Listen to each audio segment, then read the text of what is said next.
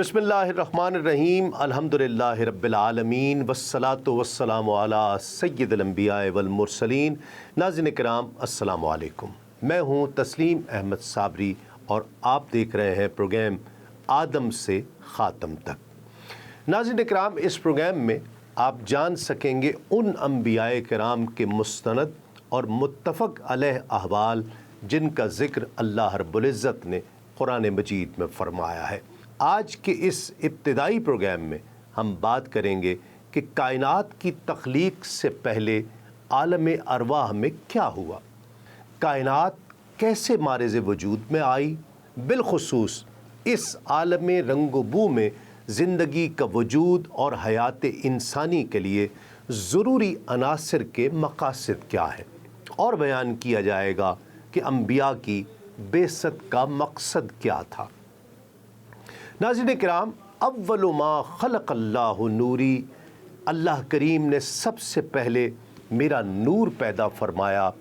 यहाँ से लेकर ला नबी अबादी, मेरे बाद कोई नबी नहीं, यहाँ तक इस सफ़र में कम व बेश 1,24,000 पैगम्बर तशरीफ़ लाए, जो रहमतुल लिल आलमीन ख़ातमुन नबिय्यीन हज़रत मोहम्मद मुस्तफ़ा सल्लल्लाहु अलैहि वसल्लम की आमद की खुशखबरियाँ बाँटते रहे।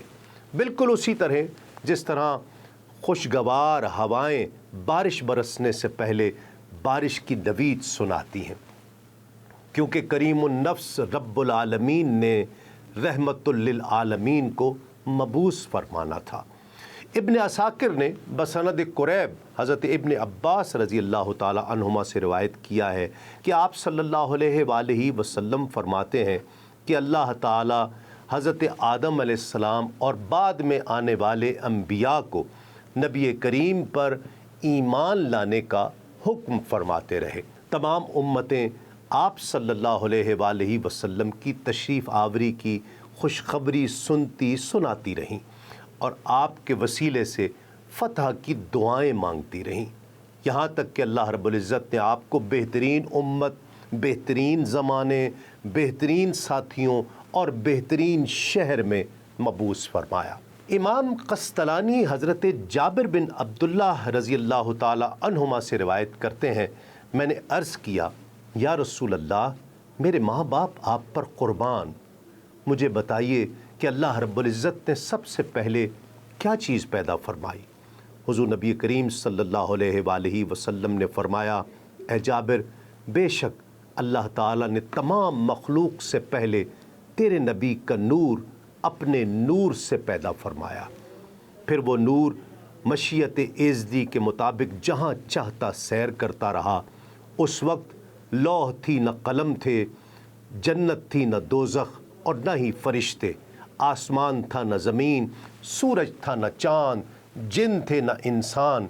जब अल्लाह रब्बुल इज़्ज़त ने इरादा फरमाया कि मखलूक़ात को पैदा करे तो उस नूर को 4 हिस्सों में तक़सीम फरमा दिया। पहले हिस्से से कलम बनाया, दूसरे से लौह और तीसरे से अर्श। फिर चौथे हिस्से को मज़ीद 4 हिस्सों में तक़सीम किया। तो पहले हिस्से से अर्श उठाने वाले फ़रिश्ते बनाए, दूसरे से कुर्सी और तीसरे से बाकी फ़रिश्ते। फिर चौथे को मज़ीद 4 हिस्सों में तक़सीम फरमा दिया। तो पहले से आसमान बनाए, दूसरे से ज़मीन और तीसरे से जन्नत और दोज़ख। अल्लाह रब्बुल इज़्ज़त ताजदार कायनात सल्लल्लाहु अलैहि वसल्लम के नूर से हर शय को तख्लीक फरमाने की वजह ख़ुद हदीस कुदसी में बयान फरमाता है कि अगर मैं इसे पैदा न करता तो न तुम्हें पैदा करता और ना ही ज़मीन व आसमान को। हम बात कर रहे हैं उन लम्हात की जब कायनात तो एक तरफ अभी वक्त की भी तख्लीक नहीं हुई थी। आइंदा के अहवाल की तरफ पेश कदमी करते हुए अल्लाह रब्बुल इज़्ज़त ने अपनी मखलूक में सबसे पहले तमाम इंसानों की अरवाह से और बाद अज़ा ख़ास अंबियाए किराम और रसूल उज़्ज़ाम की अरवाह से पुख्ता वादे और हलफ लिए। ये मीसाक आलम अरवाह में 3 मरतबा लिए गए। अल्लाह रब्बुल इज़्ज़त ने पहला मीसाक तमाम इंसानों की रूहों से अपनी तौहीद اور الوہیت کا لیا کہ وہ اللہ تعالیٰ کو ایک مانے گا، اللہ کی توحید پر ایمان لائے گا اور اس کے ساتھ کسی کو شریک نہیں ٹھہرائے گا۔ اسے میثاق الست بھی کہتے ہیں۔ حضرت عبداللہ بن عباس رضی اللہ تعالیٰ عنہ سے مروی ہے اور امام احمد بن حنبل نے بھی اپنی مسند میں روایت کیا ہے کہ حضور علیہ الصلاۃ والسلام نے فرمایا کہ یہ میثاق مقام عرفات میں لیا گیا۔ اس وقت آدم علیہ السلام کی پشت مبارک سے تمام انسانوں کو جو قیامت تک ان کی نسل سے اس دنیا میں پیدا ہونے والے تھے، روحوں کی شکل میں ان کے سامنے متشکل کر دیا گیا۔ نبی پاک صلی اللہ علیہ وآلہ وسلم کا ارشاد ہے، اللہ تعالیٰ نے حضرت آدم علیہ السلام کی پشت میں موجود انبیاء سے مقام عرفہ پر میثاق لیا، پس آپ کی پشت سے تمام ذریت کو نکالا جسے اس نے پیدا کیا تھا، پھر انہیں اپنے سامنے سورج کی شعاؤں میں نظر آنے والے ذرات کی شکل میں بکھیر دیا، پھر ان کے ساتھ براہ راست کلام فرمایا اور فرمایا الست بربکم، کیا میں تمہارا رب نہیں ہوں؟ سب نے سر تسلیم خم کیا اور جواب دیا بلا، ہاں باری تعالیٰ تو ہی ہمارا رب ہے۔ جب سب نے اللہ تبارک و تعالیٰ کی الوہیت، وحدانیت اور ربوبیت کا اقرار کر لیا تو آگے قرآن مجید فرماتا ہے شہدنا ان تقولوا یوم القیامہ انا کنا عن ھذا غافلین، ہم گواہی دیتے ہیں تاکہ قیامت کے دن یہ نہ کہو کہ ہم اس عہد سے بے خبر تھے۔ دوسرا میثاق اللہ تبارک و تعالی نے تمام انبیاء اور رسولوں کی ارواح سے لیا۔ یہ میثاق نبوت تھا، جو اس امر کا اعلان تھا کہ تمہیں نبوت عطا کی جائے گی اور اپنی رسالت کا فریضہ ادا کرنے کے لیے تم اپنے اپنے وقت پر مبعوث کیے جاؤ گے، اور تمہارے یہ فرائض نبوت و رسالت فروغ دین کے لیے ہوں گے۔ جس طرح کسی شخص کو ایک عہدے پر فائز کیا جاتا ہے تو اس اپوائنٹمنٹ سے پہلے ڈیکلیریشن کے طور پر رسم حلف برداری، جسے اوتھ ٹیکنگ کہا جاتا ہے، کی جاتی ہے۔ اسی طرح انبیاء کرام علیہم السلام کی حلف برداری کی یہ اسپریچول سیریمنی ایک روحانی تقریب تھی۔ اللہ رب العزت کا جن جن کو نبوت و رسالت کے اعزاز سے بہرہ یاب کرنے کا ارادہ اور امر ہو گیا تھا، ان انبیاء کی ارواح کو جمع کیا اور ان سے جو عہد و میثاق لیا وہ بشکل حلف نبوت تھا کہ تمہیں نبوت و رسالت سے سرفراز کروں گا اور تم نے اپنی نبوت و رسالت کے یہ فرائض ادا کرنے ہیں۔ اس میثاق کا ذکر سورہ احزاب میں یوں ہوا ہے، اور اے حبیب یاد کیجئے جب ہم نے انبیاء سے ان کی تبلیغ رسالت کا عہد لیا، اور خصوصاً آپ سے اور نوح سے اور ابراہیم سے اور موسیٰ سے اور عیسیٰ ابن مریم علیہم السلام سے، اور ہم نے ان سے نہایت پختہ عہد لیا تاکہ اللہ سچوں سے ان کے سچ کے بارے میں دریافت فرمائے، اور اس نے کافروں کے لیے دردناک عذاب تیار کر رکھا ہے۔ تیسرا میثاق جو اللہ تبارک و تعالی نے تمام انبیاء کرام علیہم السلام سے اور سب رسولوں سے لیا کہ تم نبوت و رسالت محمدی صلی اللہ علیہ وآلہ وسلم کی اتباع میں اپنے سر نبوت و رسالت محمدی صلی اللہ علیہ وآلہ وسلم کے سامنے خم کر دو۔ یہ عہد تعظیم و اتباع رسالت محمدی صلی اللہ علیہ وآلہ وسلم، آقا علیہ الصلاۃ والسلام پر ایمان لانے اور حضور علیہ السلام کے مشن کی نصرت کرنے کا لیا جا رہا ہے، اور نہ صرف اپنی ذات کی حد تک بلکہ ان سے یہ بھی عہد لیا جا رہا ہے کہ میرے محبوب آخر الزمان صلی اللہ علیہ وآلہ وسلم کی آمد کا ذکر تم اپنے اپنے زمانے میں اپنی اپنی امت کے سامنے کرتے جاؤ گے۔ ہر نبی کی ذمہ داری ہوگی کہ اپنی امت کو اپنی نبوت و رسالت کے ذریعے میری توحید کا پیغام پہنچائے اور اپنی تعلیمات پہنچائے جو میں نے دی ہیں، مگر اصل آنے والا جس کی خاطر پوری بزم کائنات سجائی گئی ہے اور تمہارے سروں پر نبوت و رسالت کا تاج رکھا گیا ہے، نعمت نبوت سے سرفراز کیا گیا اور اعزاز رسالت سے بہرہ یاب کیا گیا ہے، آنے والا محمد مصطفیٰ صلی اللہ علیہ وآلہ وسلم بعد میں آ رہا ہے۔ اگر کسی کو وہ زمانہ مل جائے تو ہر ایک کا فرض ہے کہ اس پر ایمان لائے۔ اور اے محبوب وہ وقت یاد کریں جب اللہ نے انبیاء سے پختہ عہد لیا کہ جب میں تمہیں کتاب اور حکمت عطا کر دوں پھر تمہارے پاس وہ سب پر عظمت والا رسول صلی اللہ علیہ وآلہ وسلم تشریف لائے جو ان کتابوں کی تصدیق فرمانے والا ہو جو تمہارے ساتھ ہوں گی تو ضرور بالضرور ان پر ایمان لاؤ گے اور ان کی مدد کرو گے۔ فرمایا کیا تم نے اقرار کیا اور اس شرط پر میرا بھاری عہد مضبوطی سے تھام لیا؟ سب نے عرض کیا ہم نے اقرار کر لیا۔ فرمایا کہ تم گواہ ہو جاؤ اور میں بھی تمہارے ساتھ گواہوں میں سے ہوں۔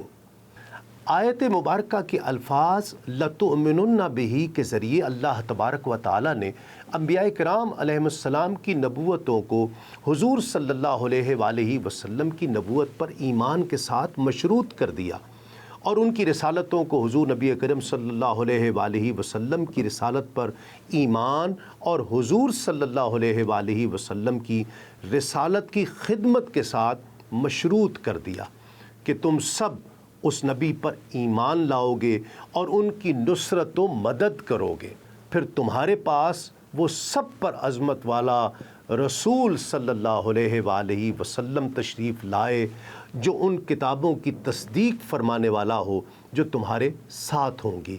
اس سے ایک تو آن حضرت صلی اللہ علیہ وآلہ وسلم کی ختم نبوت واضح طور پر ثابت ہو گئی اور یہ بھی معلوم ہو گیا کہ نبی وہی برحق تھے جو آقا علیہ الصلاۃ والسلام سے پہلے آ چکے۔ چونکہ آقا علیہ الصلاۃ والسلام کے لیے اللہ تعالیٰ نے سب کی تصدیق فرما دی تو اس کے بعد کوئی گنجائش کسی کے لیے نہیں ہے، پھر جو بھی آئے گا وہ جھوٹا مدعی نبوت ہوگا۔ ناظرین کرام یہاں ایک مختصر سا وقفے کے بعد لوٹتے ہیں اس یقین کے ساتھ آپ کہیں نہیں جائیں گے۔ ناظرین خوش آمدید، ایک مرتبہ پھر آپ کا خیر مقدم ہے۔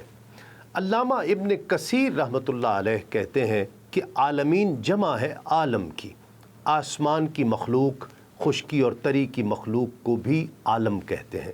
ابن عباس سے ایک روایت ہے کہ اس سے مراد کل مخلوق ہے، خواہ ہمیں اس کا علم ہو یا نہ ہو۔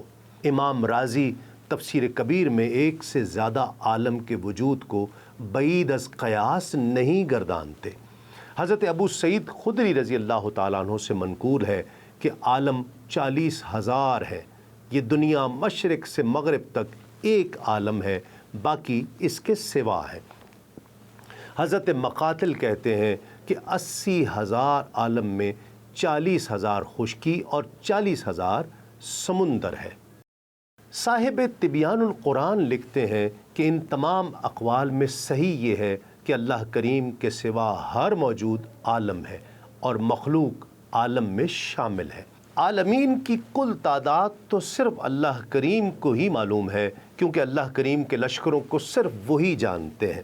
قطع نظر اختلاف روایت وہی کریم ذات ہے جو تمام مجموعہ خلائق کو اپنی مہربانی اور فضل سے نہ صرف عدم سے وجود میں لانے بلکہ محض اپنی کریمی اور محبت سے ان کی تمام غرض و غایت کو درجہ بدرجہ آگے بڑھا کر اوج کمال تک پہنچانے کا بھی اعلان فرما رہے ہیں۔ تفسیر فیوض الرحمان میں ہے کہ اس ذات کی رحمت عامہ ہے کہ کوے کا بچہ جب انڈے سے باہر نکلتا ہے تو وہ سرخ گوشت کی طرح ہوتا ہے، ماں اسے آگ کی چنگاری سمجھ کر چھوڑ جاتی ہے، چھوٹے چھوٹے مچھر اسے آگ جان کر پروانہ بن کر خود اس کے منہ میں گرتے ہیں اور لقمہ بن جاتے ہیں، یہاں تک کہ اس کے بالوں پر اگاتے ہیں۔ اس وقت اس کی ماں اسے اپنی پرورش میں لے لیتی ہے۔ اس پر رحمت عامہ کا کرشمہ دیکھ کر کہا گیا یا رزاق الغراب فی امہ اے پروردگار کوے کے بچے کو آشیانے میں پالنے والے، یہ کاروان کائنات اپنے اندر کروڑوں راز سنبھالے ہوئے ہے۔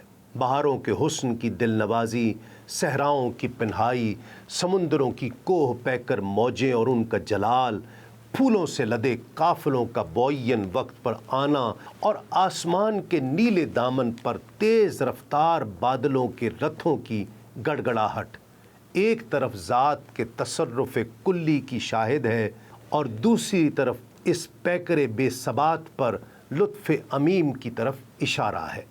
یہ کریم رب کی رحمت اور کرم کی ایک مثال ہے کہ اس نے انسان کے لیے ایسی زمین فرش پیدا کیا جو نہایت متوازن ہے، نہ پانی کی طرح نرم کہ قرار نہ ہو سکے اور نہ پتھر کی طرح سخت کہ انسان کو کام میں لانے کے لیے تکلیف سے گزرنا پڑے۔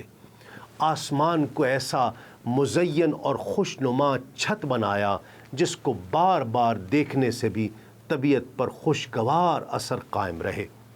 پھر آسمان سے پانی کا برسنا جو جمادات و نباتات کے اگانے کا ذریعہ بنتا ہے، بلکہ اس سے قسم قسم کے پھل اور میوہ جات تسکین آدم کے لیے جنم لیتے ہیں۔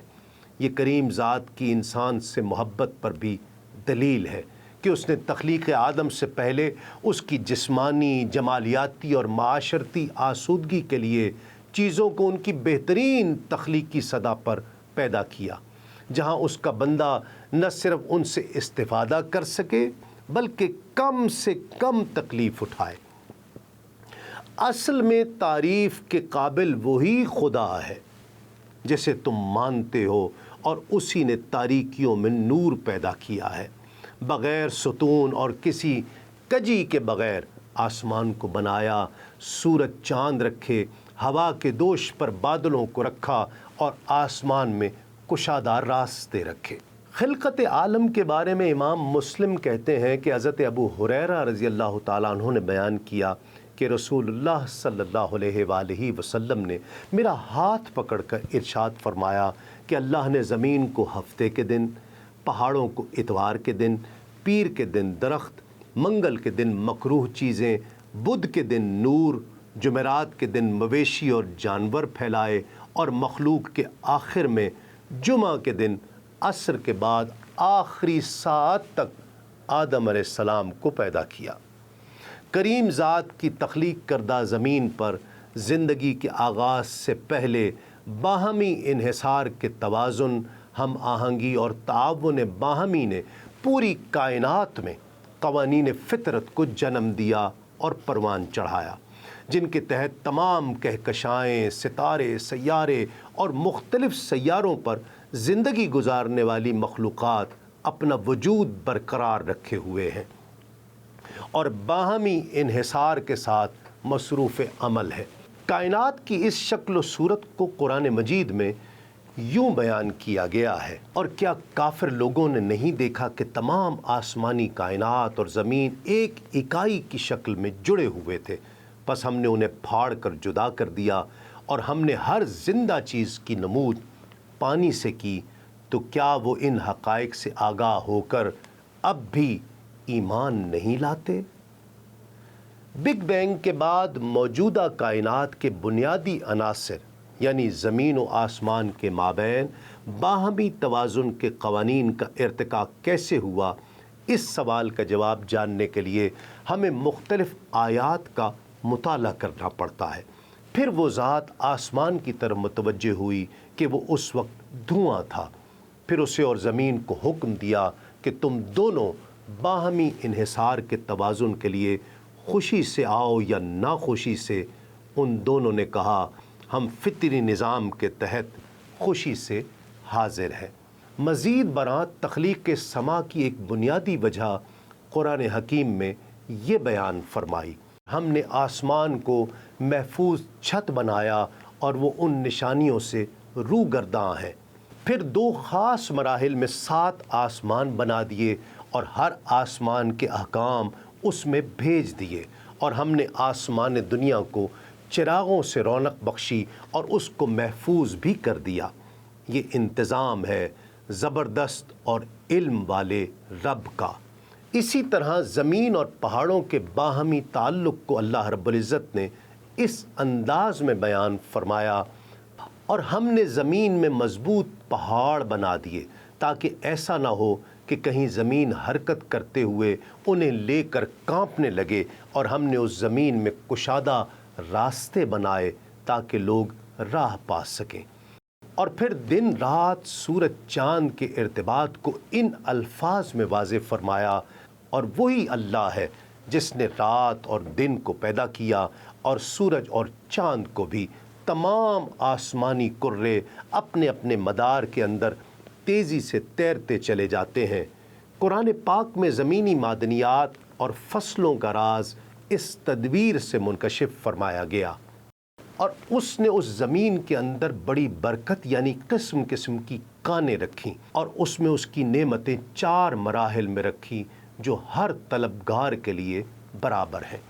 زمین ابتدائی طور پر بے انتہا گرم تھی، اور اس پر کسی قسم کی فضا موجود نہ تھی۔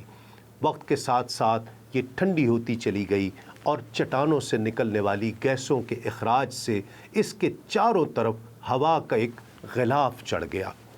زمین کے ابتدائی دور کی فضا ہرگز اس قابل نہ تھی کہ ہم اس میں زندہ تک رہ سکتے۔ اس میں آکسیجن بالکل نہیں تھی، بلکہ ہائیڈروجن سلفائڈ جیسی زہریلی گیسز تھیں۔ اس وقت اللہ رب العزت نے زندگی کچھ ایسی ابتدائی حالتوں میں پیدا کی تھی جو سمندروں میں ہی پنپ اور پروان چڑھ سکتی تھی۔ خیال کیا جاتا ہے کہ اس دوران میں ایٹموں کے ملنے کے نتیجے میں ایسی بڑی بڑی ساختیں پیدا ہونے لگ گئی ہوں گی جنہیں میکرو مولیکیولز کہا جاتا ہے، اور وہ امر باری تعالیٰ سے سمندروں میں موجود دوسرے ایٹموں سے ایسے ہی مزید ساختیں پیدا کرنے کے قابل ہو گئے ہوں گے۔ نئے مولیکیولز نے مزید مولیکیولز کو جنم دیا، اور یوں اللہ رب العزت نے زندہ اجسام کی خودکار افزائش نسل کو وجود بخشا۔ زندگی کی ان ابتدائی شکلوں نے بہت سے زہریلے مادے تحلیل کر دیے اور آکسیجن کو جنم دیا۔ یوں آہستہ آہستہ فضا ان ترکیبی عناصر میں تبدیل ہوتی چلی گئی جو آج روئے زمین پر بکثرت پائے جاتے ہیں، اور اس نو ترکیب شدہ فضا نے زندگی کی اعلیٰ اقسام، حشرات، مچھلیوں، ممالیہ جانوروں، اور بالآخر اشرف المخلوقات نسل انسانی کو ترقی پذیر ہونے کا موقع فراہم کیا۔ تب اللہ تعالیٰ نے سیدنا آدم علیہ السلام کو کرۂ ارضی کی خلافت کا تاج پہنا کر مبعوث فرمایا۔ ناظرین کرام، یہاں ایک مختصر سا وقفے کے بعد لوٹتے ہیں اس یقین کے ساتھ آپ کہیں نہیں جائیں گے۔ ناظرین کرام، خوش آمدید، آپ کا خیر مقدم ہے۔ ہم ذکر کر رہے تھے کائنات کی تخلیق میں پانی کے کردار سے۔ اس عنصر تخلیق کی وضاحت بھی قرآن نے کر دی ہے، جس میں اس امر کی صراحت ہے کہ زندگی کا آغاز پانی سے ہوا ہے، بلکہ زیریں اور بالائی کائنات کی تخلیق کے وقت بھی ہر سو پانی ہی پانی تھا۔ ارشاد ربانی ہے، اور وہی اللہ ہے جس نے آسمانوں اور زمین کو 6 ادوار میں پیدا فرمایا، اور اس سے قبل اس کا تخت اقتدار پانی پر تھا۔ اس آیت کریمہ سے واضح طور پر پانی کا جملہ مظاہر حیات پر مقدم ہونا ثابت ہوتا ہے، یعنی زمین و آسمان کی تخلیق سے پہلے عالم مادی میں صرف پانی تھا۔ ایک اور مقام پر ارشاد ربانی ہے، اور ہم نے زمین پر ہر زندہ چیز کی زندگی کی نمود پانی سے کی، کیا وہ اس حقیقت سے آگاہ ہو کر بھی ایمان نہیں لاتے؟ زمین پر زندگی کے آغاز کے ابتدائی زمانے میں بھی زندگی کے آثار اور مظاہر خشکی پر نظر نہیں آتے، بلکہ صرف پانی میں نظر آتے ہیں۔ زمینی زندگی کا آغاز پانی سے ہی ہوا۔ یہی وجہ ہے کہ ابتدا سے اب تک زمین کا غالب حصہ پانی پر ہی مشتمل ہے۔ ابھی تک زمین کا 29% حصہ خشکی پر مشتمل ہے، اور باقی 2/3 سے بھی زیادہ حصہ پانی ہے۔ قرآن مجید میں سورۃ الانبیاء میں آج سے صدیوں قبل جب کوئی ان حقائق کا تصور بھی نہیں کر سکتا تھا، اس حقیقت کا اعلان کرتے ہوئے سوال کیا گیا، کیا وہ ان حقائق سے آگاہ ہو کر بھی ایمان نہیں لاتے؟ یہ وہ چیلنج ہے جسے منکرین حق تک پہنچانا ہماری ذمہ داری ہے، مگر یہ اس وقت تک ممکن نہیں جب تک مسلمان اسکالرز خود تفسیر اور سائنسی علوم و تحقیقات سے کما حق کو آگہی حاصل نہیں کریں گے۔ دور جدید کے ان سائنسی حقائق اور انکشافات کا بغور مطالعہ کیے بغیر قرآن مجید کی عظمت و حقانیت کے ایسے ہزاروں گوشے ہماری نظروں میں آ ہی نہیں سکتے ہیں۔ انسانی زندگی کی بنیادی ضرورتوں کو محض اپنے فضل و کرم سے اللہ کریم نے اپنے ذمے لے کر انسان کو گویا یک گنا فرصت عطا فرما دی۔ اس میں شک نہیں کہ انسان میں جسمانیت، حیوانیت اور ملکیت سب کچھ موجود ہے، اور ان سب خوبیوں کے لوازمات جیسے زمان و مکان، کھانا پینا اور تسبیح و تحمید، جسمانیت و حیوانیت اور ملکیت تینوں انسان کے ارد گرد گھومتی ہیں، بلکہ یوں کہیے کہ انسان کل کائنات کے حقائق لطیفہ کا مجموعہ ہے، اور سب مخلوقات انسان کی خادم اور انسان سب کا مخدوم ہے۔ دنیائے انسانیت کا یہ عظیم الشان اعزاز و نظم دامن نبوت سے وابستہ ہے۔ یہی وجہ ہے کہ جن افراد کا رابطہ بارگاہ نبوت سے قائم نہیں ہوا وہ حیوانیت اور بہیمیت کے گڑھوں میں جا گرے۔ نبوت انسان کی روحانی ضرورت ہے۔ اس کریم رب نے انسان کو زمین پر بھیجتے وقت اپنے لطف بے پایاں اور لامحدود کرم کا اظہار یوں فرمایا تھا، اما یاتینکم کے الفاظ سے انسان کو تسلی دی، کیونکہ زمین پر اس کا مقابلہ ایک عدو مبین کھلے دشمن سے تھا، جس کو نہ صرف لمبی زندگی بلکہ قوت سے نوازا تھا۔ ہدایت انسانی کا کام انہی انبیاء و رسل سے ہوا۔ شیخ سرہندی لکھتے ہیں کہ امام رازی نے فرمایا، نبوت کے لیے جن افراد کا انتخاب ہوتا ہے ان میں اعلیٰ درجے کی صلاحیتیں اور قابلیتیں رکھی جاتی ہیں۔ انسانیت کا وقار انہی نفوس قدسیہ سے ہے، اس لیے تمام کمالات یہاں درجہ کمال پر نظر آتے ہیں، ان کی صفات مخلوقات سے جدا ہوتی ہیں۔ امام غزالی رحمۃ اللہ علیہ فرماتے ہیں کہ نبی کی ایک خصوصیت یہ ہوتی ہے کہ وہ اللہ کریم کی ذات، صفات اور آخرت کے حقائق کو جس طرح جانتا ہے اور کوئی نہیں جانتا۔ انبیاء اقوال و اعمال کی وہ صحیح ترین میزان ہوتے ہیں جو ہر معیار پر پورے اترتے ہیں۔ امام راغب اصفہانی رحمۃ اللہ علیہ فرماتے ہیں، نبوت وہ سفارت ہے جو اللہ تعالیٰ اور اس کے بندوں کے درمیان ان کے دنیاوی اور اخروی امور میں خرابیوں کو دور کرنے کے لیے جاری ہوتی ہے۔ مجدد الفسانی شیخ احمد سرہندی رحمۃ اللہ علیہ متکلمین کے ہاں منصب نبوت پہ فائز ہونے والی شخصیت کی ذمہ داریاں اور تعریفات کا خلاصہ اس انداز میں فرماتے ہیں، جسے اللہ تعالیٰ نے فرمایا، میں نے آپ کو فلاں قوم یا تمام لوگوں کے لیے بھیجا ہے، میری طرف سے احکام پہنچا دو، یا اس طرح کے دیگر الفاظ جو ان معنی پر دلالت کرتے ہیں، مثلا میں نے تجھے فلاں کی طرف مبعوث کیا اور تم ان کو خبر دو۔ یہ مقام ذاتی استعداد اور چلہ کشی کا نتیجہ نہیں، بلکہ صرف رحمت و فضل الہی ہے، جس کی وضاحت فرمان باری تعالیٰ سے ہوتی ہے۔ یہ اللہ کا فضل ہے، جسے چاہتا عطا فرماتا ہے۔ نبوت سے مراد وہ قرب الہی ہے جس میں شائبہ ذلیت کی آمیزش نہیں، اور اس کا عروج حق تعالیٰ کی طرف سے ہوتا ہے اور نزول خلق کی طرف۔ نبوت انسانیت کے لیے رحمت خداوندی ہے، عرفان الہی میں عقل کی نارسائی ہے اور حق تعالیٰ کے کمالات کا ادراک کرنے سے عاجز۔ عقل توحید کی دولت عظمیٰ کے اس بات سے قاصر ہے اور ان ہستیوں کی رہنمائی کے بغیر راستہ نہیں مل سکتا۔ ابتداء لوگوں کا ایک ہی مذہب تھا، لیکن پھر وہ اس میں اختلاف کرنے لگے تو اللہ کریم نے ان کی طرف بشارت اور ڈر سنانے والے پیغمبر بھیجے۔ مسلم شریف کی حدیث ہے کہ اللہ کریم نے فرمایا، میں نے اپنے بندوں کو حنیف موحد پیدا کیا، پس شیطان نے ان کو دین سے گمراہ کر دیا اور جو چیزیں میں نے ان کے لیے حلال کی تھیں وہ اس نے ان پر حرام کر دی۔ پیغمبری کیوں ضروری تھی؟ اس سوال کا جواب ایک دوسرے پہلو سے قرآن سے حاصل کرنے کی کوشش کرتے ہیں۔